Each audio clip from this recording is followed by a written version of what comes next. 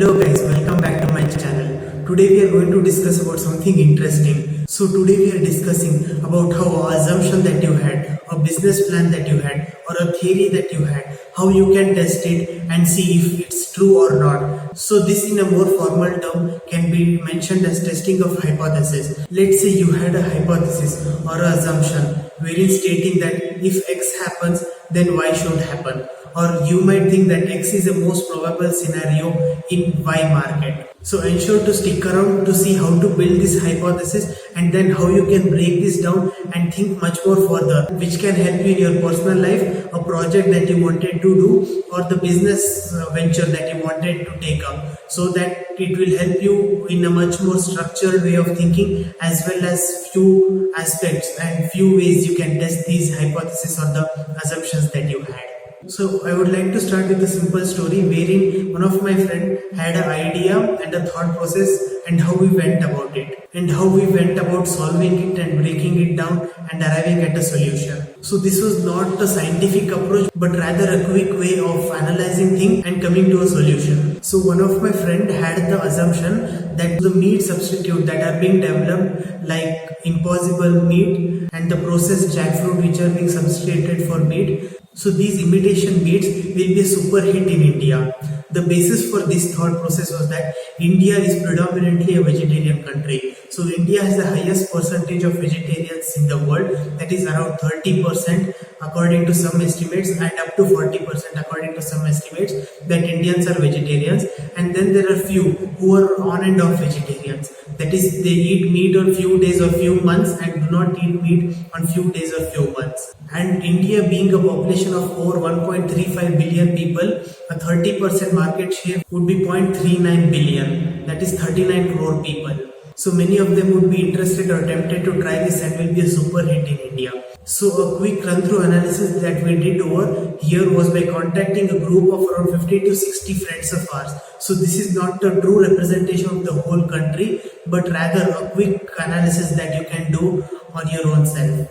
So coincidentally, out of these 60 people, around 20 were pure vegetarians and around 10 were vegetarians who had either been vegetarian for some time or are those who eat non-veg only on few particular days and are vegetarian on other days, and the rest 30% are hardcore non-vegetarians. So first he asked few simple questions to these vegetarian friends, that would you be interested in trying out these meat substitute, and the same question for the next 10 people who had either been switched to vegetarianism quite recently or those who eat meat only on few days, and the similar question to the rest 30 people who were non-vegetarians. So out of the 20 people that he asked who were vegetarians, around 16 to 18 people straight away said no, because they are not really interested in trying a meat substitute. They are happy with the various dishes and the variety of food that they already have access to and tasty food, and they are not necessarily interested in trying this meat substitute.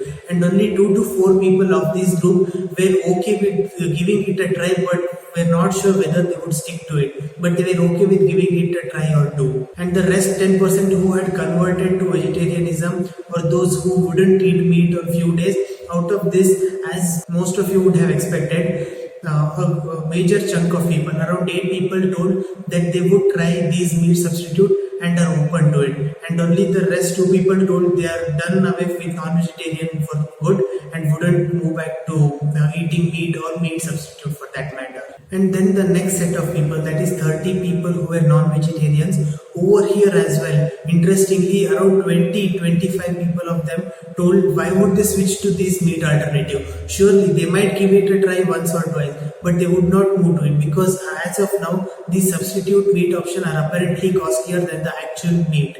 Out of these who had no intention of switching their diet or moving to vegetarianism were not actually open to trying this and incorporating that into their diet, but they were okay with trying few times.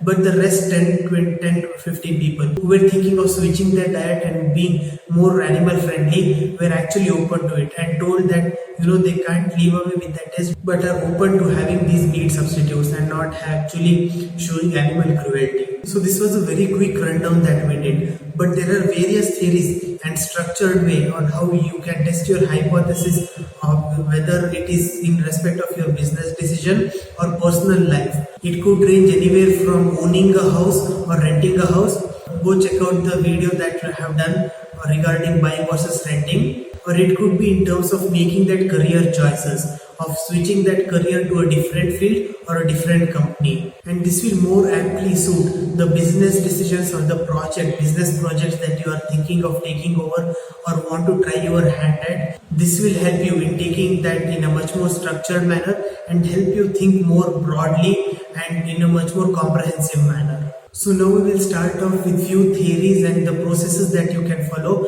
I'm trying to combine best of all these theories and make it into a single theory, wherein I will still give you the options or varieties that you have to choose in between those decisions or those steps of decision making or hypothesis testing. Also, I will link down few articles which will help you to go through in a much more detailed manner. So first is defining the problem. If we go back to our example, defining of the problem or the thought process rather was that the meat substitute or the imitation meat will be a great hit in India. So once this hypothesis or the problem has been stated, what you can do is create the opposite hypothesis.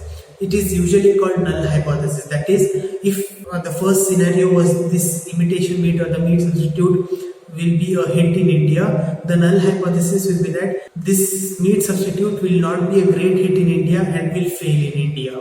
So the first step is basically to define what is it that you thought as your first thought process and then creating a complete opposite theory. So this will be your alternate hypothesis and null hypothesis. So once you have this hypothesis listed down, now you should try to break this down into multiple questions.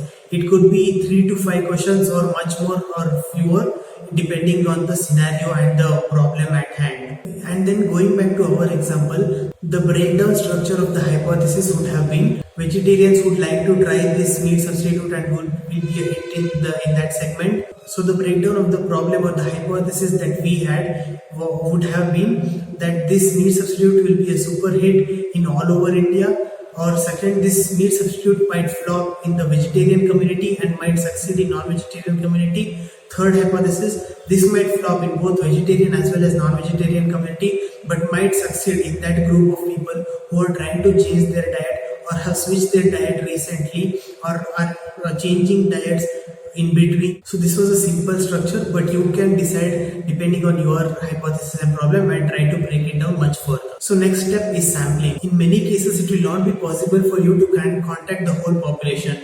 In our case, contacting the whole 1.35 billion people of India, that's practically not possible. So you will have to end up taking sampling, and sampling as well is again a wide theory wherein a much more structured theory exists to picking a sample, but what we did was a convenient sampling. That is, we conveniently selected the 60 group of friends that we had. There are other ways of sampling like random sampling, wherein you literally choose random location or random people walking on the street and start asking them, wherein you choose random 50, 60, 100 people out of the population of India and start asking questions to them. Or it can be a much more structured manner wherein you decide a population size depending on the significance level.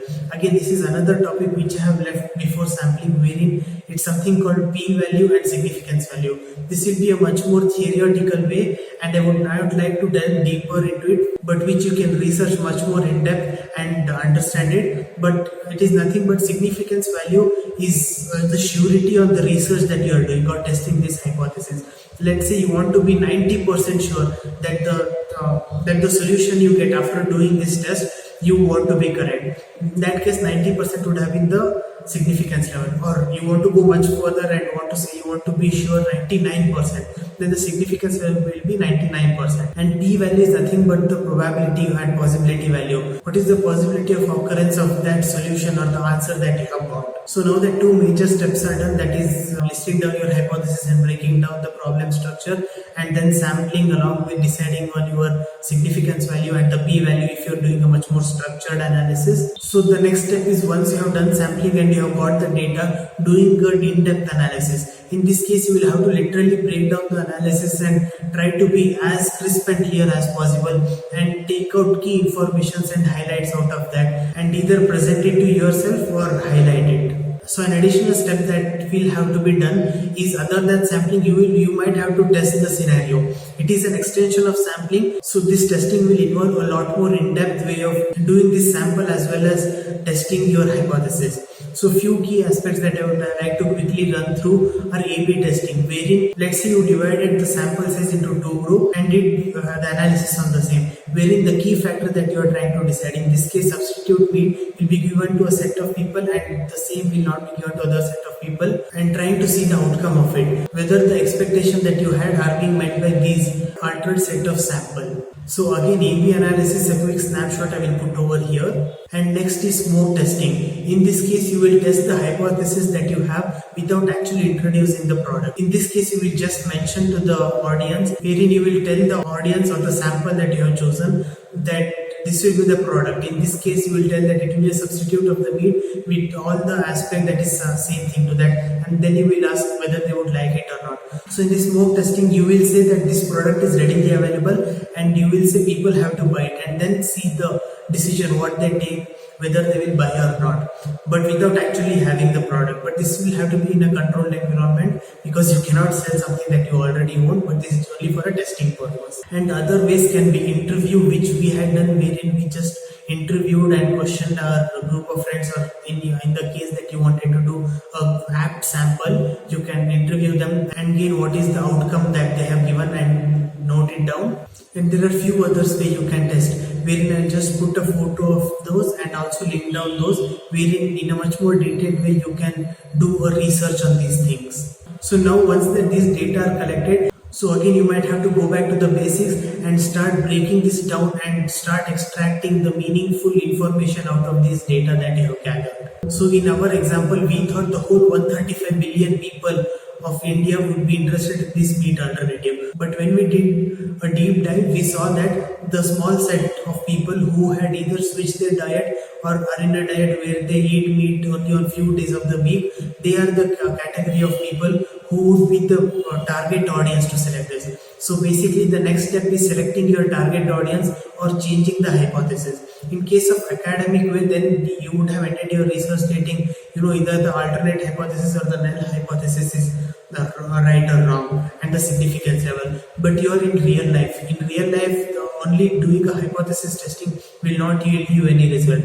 Then acting on it and then modifying what is it that you have learned and trying to apply it. So over here, because you are in a real life and are trying to achieve something out of the theory that you had, in this case you wanted to do a business of actually providing a substitute meat. So over here he changed this hypothesis or came up with a better hypothesis, which stated the target audience is not 1.35 billion people of India, but rather those set of people who have changed their diet or are in the process of switching their diet in between the days. So this target audience drastically drops from 135 billion to few percent. By extrapolating our number, it would be somewhere around 10 to 15%. So that will still be around 100 million plus or 10 crore plus people will be your target audience, and not 135 crore people. So this is still not in a mature stage where you can have full confidence on your business. Now you will have to start reaching out to the audience.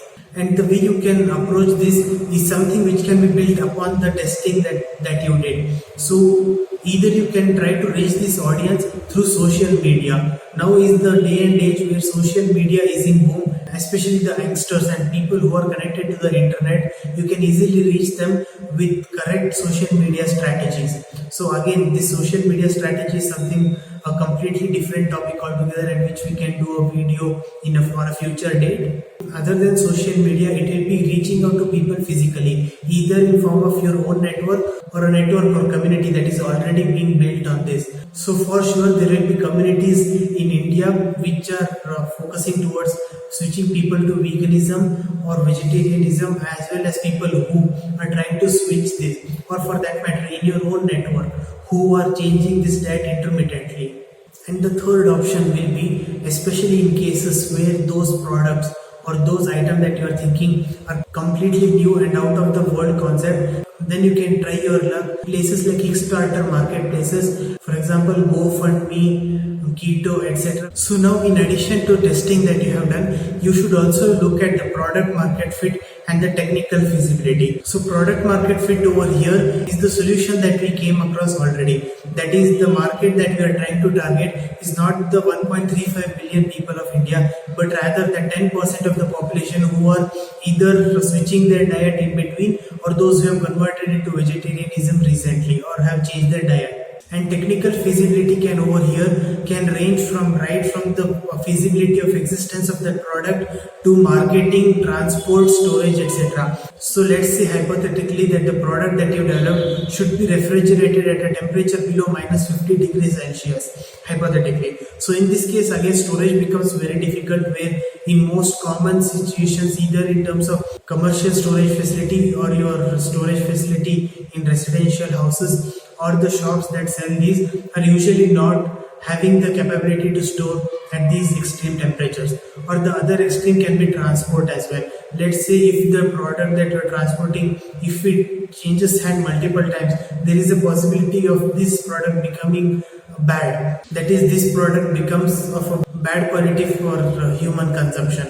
And then the other extreme can be, let's say this meat substitute was not at all available still yet in the market, and you were the first one who came up with this idea. In that case, the technical feasibility will start right from creating that meat substitute in the first stage. It could range anywhere from the texture, taste, smell, etc. So let's say you did this hypothesis testing and came up with the problem statement, and then altered the solution as per the research and the real data that you got, and created the product. Now the most important thing that many people might leave after this is build, measure, learn, improve. That is, you build the first product and then you will have to measure the acceptance rate and satisfaction and other metrics that are important and key to your businesses. It could be anywhere from the profitability, margins, as well as the sales that you expected, the actual revenue, bottom line, top line, etc.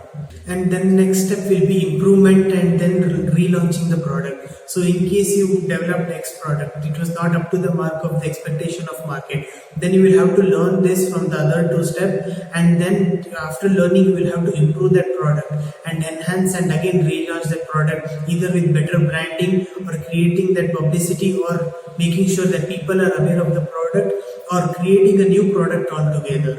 So again, this is a very vast topic and we can go on and on, but this was the gist of it, and it comes with experience and getting your hands dirty. You cannot do this by sitting just on a laptop, but you will have to face the real customers, your target group of audience, and start learning from them. So I hope that this video was quite helpful and helped you to think how the thought you had or a business idea that you had, how you can test that as making it and creating it into a hypothesis or a problem statement, and how you can at least start ideating and start taking that first step, initial step to start that business of yours or the side project, side hustle of yours, which can help you generate higher income as well as build greater wealth.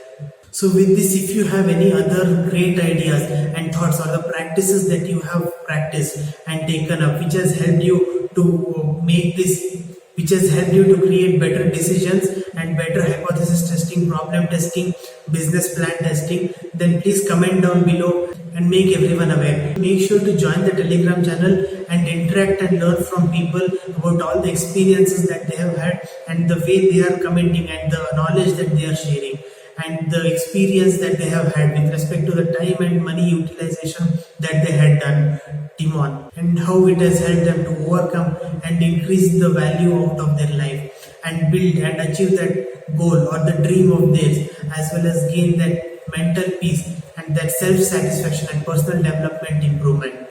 So with that, I will leave you guys with this thought process and how you can think about the idea. I'm pretty sure each and every one of you would have had some thought or some idea or something that you wanted to test and some idea that you wanted to act upon, and either you stopped because you did not have enough data or became overconfident that what you are thinking is the right solution. But it is very much a possibility that the first iteration or the first theory that you had might change quite a lot, and you will have to adapt to the customer demand if you want to make it big. So ensure to create that hypothesis of yours, create a sample, test that sample, create that product, start taking product market fit, do marketing and various other business strategies. So this will be a starting guidance point to each and every one of you, and which will help you to become a better version of yourself and grow much further in your life by utilizing your time and money. Timon. With this, please like, share, comment down below, as well as subscribe and turn on all the notifications so that you get updated with latest updates and communication from this channel, and help build this community, and join the Telegram channel Timon EXP, where a great bunch of people are coming together to build this community. Bye.